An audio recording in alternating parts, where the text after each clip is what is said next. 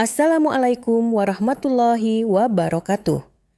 Halo teman-teman, selamat datang di video pembelajaran bahasa Arab bersama saya, Kolbi Syofia.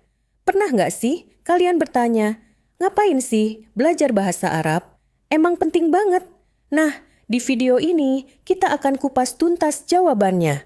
Kita akan membahas apa itu bahasa Arab, kenapa bahasa ini penting dan relevan di dunia kerja, ruang lingkup materi yang harus kita kuasai, dan hubungannya dengan dunia sastra yang ternyata seru banget. Bukan cuma itu, saya juga akan berbagi tips belajar bahasa Arab yang simple, praktis, dan bisa diikuti semua kalangan. Bahkan kalau kamu baru mulai belajar dari nol. Dan yang paling seru, di sela-sela video ini akan ada soal latihan interaktif supaya kamu bisa langsung cek pemahamanmu. Jadi, pastikan kamu tonton video ini sampai selesai ya, karena dijamin bermanfaat banget.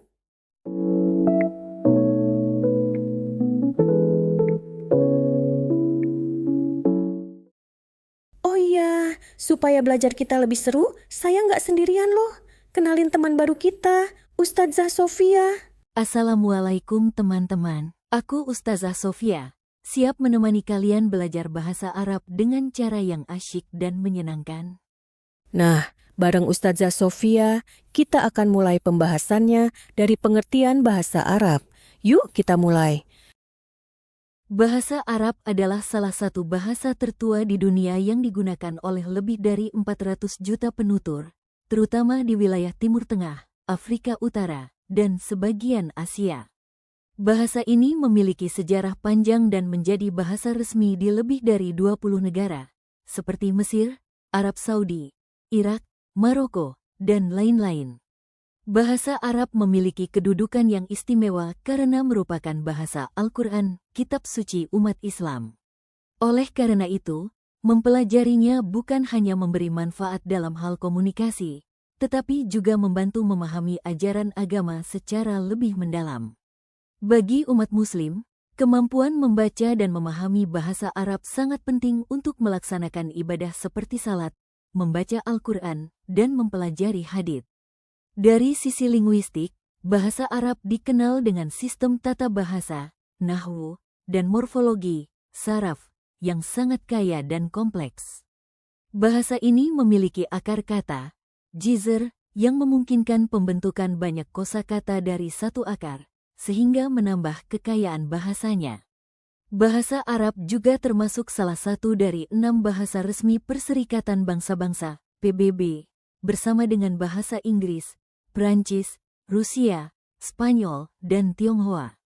Hal ini menunjukkan pentingnya bahasa Arab dalam diplomasi, pendidikan, ekonomi, dan komunikasi global. Selain itu, bahasa Arab memiliki beragam dialek yang digunakan sehari-hari di berbagai negara, misalnya dialek Mesir, Syam, Teluk, namun bahasa Arab standar modern, Al-Fusya, tetap menjadi bahasa resmi dalam media, pendidikan, dan literatur. Setelah kita memahami kedudukan bahasa Arab, sekarang mari kita lihat bagaimana bahasa ini relevan dengan dunia kerja. Bahasa Arab bukan hanya bahasa komunikasi, tetapi juga jembatan yang menghubungkan kita dengan dunia Arab yang kaya akan sumber daya, budaya, dan peluang ekonomi. Menguasai bahasa Arab membuka banyak peluang karir, seperti diplomasi dan hubungan internasional, bisnis dan ekspor-impor, pariwisata dan tour guide jurnalistik dan media, akademisi dan peneliti. Jadi, mempelajari bahasa Arab bukan hanya bermanfaat untuk ibadah, tetapi juga membuka jalan karir yang menjanjikan di era global. Dengan menguasainya, kita bisa berkontribusi dalam hubungan internasional, memperluas jaringan bisnis, dan memperkenalkan budaya Indonesia ke dunia. Sekarang kita masuk ke pembahasan ruang lingkup materi bahasa Arab. Sebenarnya, belajar bahasa Arab itu bisa kita bagi jadi beberapa bagian utama, biar kita nggak bingung harus mulai dari mana. Pertama ada nahwu, atau tata bahasa. Ini penting banget supaya kalimat yang kita buat itu benar dan jelas maknanya. Sekarang, sebelum kita lanjut ke ruang lingkup materi, yuk kita cek dulu pemahaman kamu.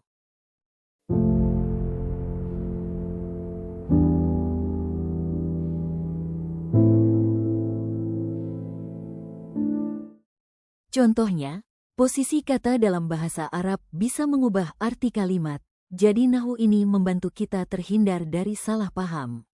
Lalu ada saraf atau morfologi. Nah, ini mempelajari perubahan kata. Misalnya dari kata dasar kataba yang artinya menulis, bisa berubah jadi yaktubu, sedang menulis, atau maktub, tertulis. Jadi kita lebih cepat ngerti arti kata walau belum pernah ketemu sebelumnya. Bagian ketiga adalah mufradat atau kosakata. Ini seperti bahan bakar kita. Semakin banyak kosakata yang kita hafal, semakin lancar kita membaca dan berbicara. Berikutnya ada 4 keterampilan bahasa atau maharah. Maharah kalam, yaitu keterampilan berbicara. Di sini kita belajar melatih lidah untuk berani bicara bahasa Arab.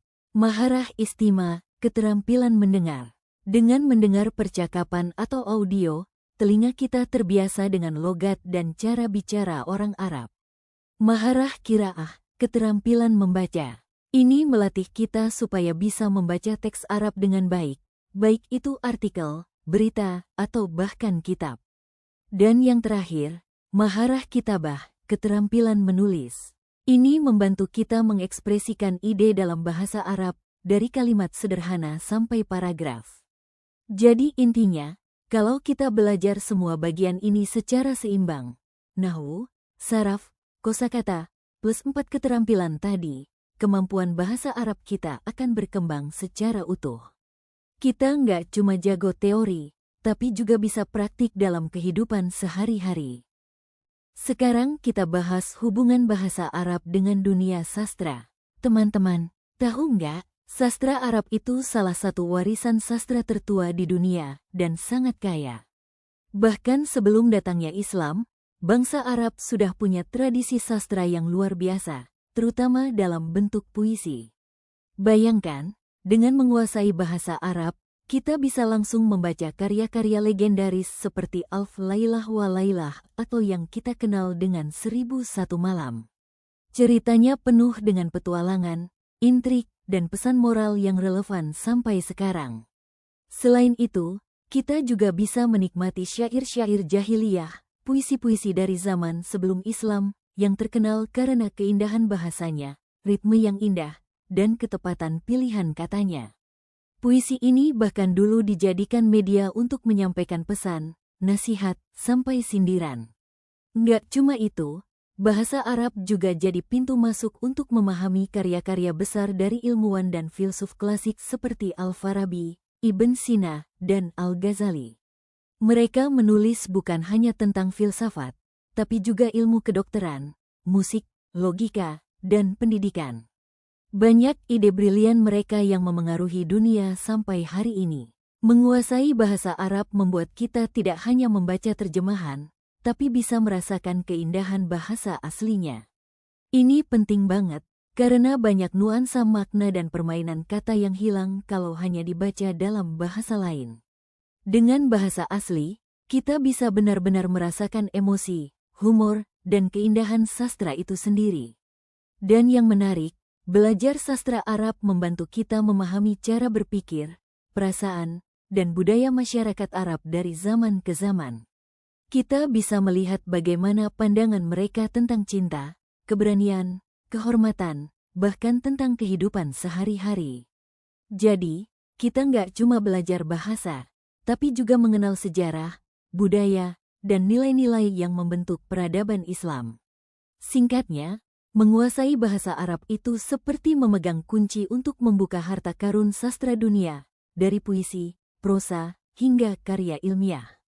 Dan percayalah, setiap halaman yang kita baca akan menambah wawasan dan cara pandang kita terhadap dunia. Menarik banget kan? Jadi ternyata, bahasa Arab itu bukan cuma soal kosakata atau tata bahasa, tapi juga kunci untuk mengenal sastra, sejarah, dan cara berpikir masyarakat Arab. Nah, sekarang waktunya latihan lagi. Jawab soal-soal berikut untuk menguji tentang nahwu, saraf.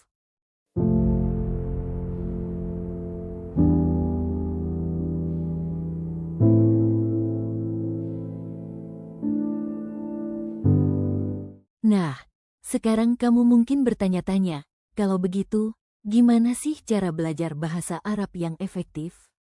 Tenang, saya punya beberapa tips praktis yang bisa kamu ikuti, bahkan kalau kamu benar-benar pemula. Yuk kita bahas satu persatu. Pertama, mulai dari dasar. Belajar bahasa Arab itu seperti membangun rumah, kita butuh fondasi yang kuat. Jadi, pelajari dulu huruf hijaiyah, cara membacanya dengan benar, dan kosakata yang paling sederhana. Misalnya nama-nama benda di sekitar kita, angka, warna, atau sapaan sehari-hari. Ini bikin kamu cepat terbiasa dan gak bingung kalau nanti belajar materi yang lebih sulit. Kedua, konsisten dan bertahap. Lebih baik belajar sedikit-sedikit setiap hari, daripada belajar banyak tapi cuma seminggu sekali. Misalnya, cukup 15-20 menit sehari untuk membaca, mendengarkan, atau menghafal kosakata baru. Dengan cara ini, otak kita akan terbiasa dan bahasa Arab jadi terasa seperti bagian dari rutinitas, bukan beban. Ketiga, gunakan metode mendengar dan menirukan. Ini penting banget supaya pelafalan kamu benar. Coba dengarkan percakapan asli, misalnya dari video pendek, lagu anak-anak, atau podcast.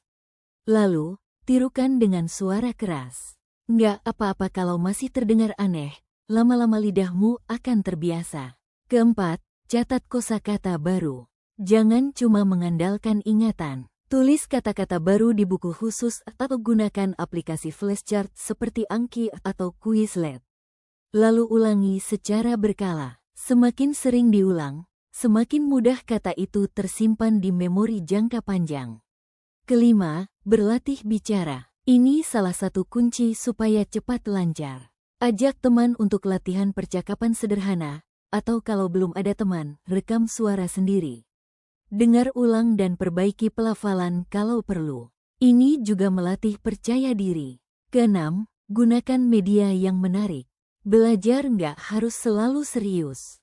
Kamu bisa tonton film berbahasa Arab, dengarkan lagu, atau cari konten YouTube yang seru. Misalnya vlog, kartun, atau cerita pendek. Ini bikin belajar terasa menyenangkan dan kamu bisa mendengar bahasa Arab dalam konteks nyata. Dan terakhir, sabar dan nikmati prosesnya. Ingat, belajar bahasa itu maraton, bukan sprint. Jangan takut salah. Kesalahan adalah bagian penting dari proses belajar. Semakin banyak kamu berani mencoba, semakin cepat kamu berkembang. Kalau semua tips ini kamu terapkan, insya Allah belajar bahasa Arab akan terasa lebih ringan dan hasilnya lebih cepat terlihat. Yang penting, jangan menyerah dan tetap semangat. Keren, kamu sudah dapat banyak tips belajar bahasa Arab. Supaya makin mantap, yuk jawab kuis terakhir ini. Siapa tahu setelah ini kamu jadi lebih semangat mempraktikkan tips-tips tadi.